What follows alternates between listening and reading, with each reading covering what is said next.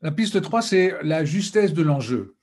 Euh, Parce que, effectivement, avancer vers cette réussite, cette alignée et avec alignement, c'est aussi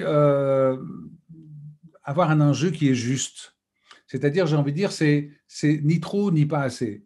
Alors, est-ce qu'il faut être optimiste ou pessimiste? Alors, trop d'optimisme, on rentre dans une extrême. Trop de pessimisme, on rentre dans une extrême aussi. Trop d'optimisme, on va avancer, on ne va pas forcément faire gaffe. On ne va pas forcément réfléchir suffisamment avant d'avancer. On va peut-être avancer un peu d'une manière désorganisée, avec le risque de se retrouver face à de l'imprévu. Mais trop pessimiste, bah, au contraire, on ne va pas avancer du tout. Et c'est pareil pour cet objectif. Alors, est-ce que l'objectif est suffisamment ambitieux, hein? C'est-à-dire, est-ce qu'il n'y a pas une petite voix qui me dirait mais non, tu ne pourras pas y aller, c'est pas possible, tu ne vas pas y arriver, etc.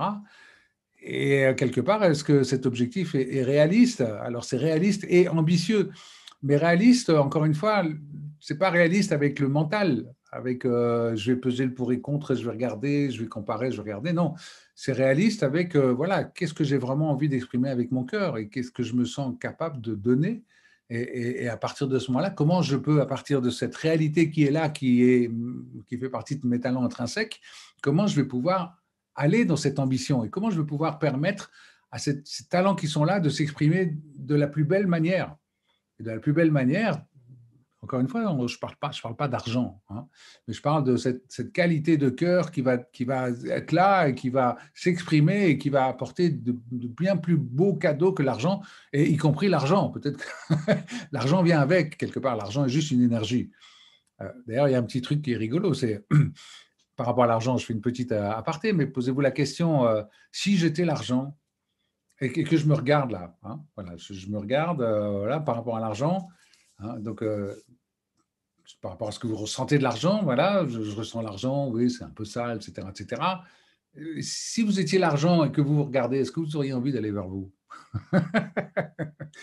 Et donc, quelque part, quelle serait la bonne posture et les bonnes pensées à mettre en œuvre pour que l'argent ait vraiment envie d'aller vers vous, hein, si on parle d'énergie.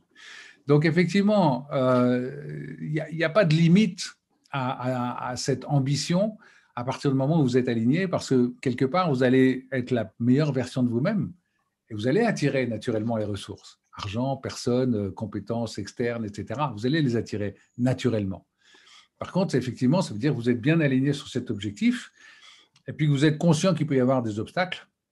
Parce que même si j'avance en étant suffisamment optimiste, etc., il y a un enjeu raisonnable, mais qui est bien là, qui me motive en tout cas vraiment à aller avancer, tout en sachant qu'effectivement, il peut y avoir des obstacles, il peut y avoir des moments peut-être inattendus, il peut y avoir peut-être aussi de l'échec.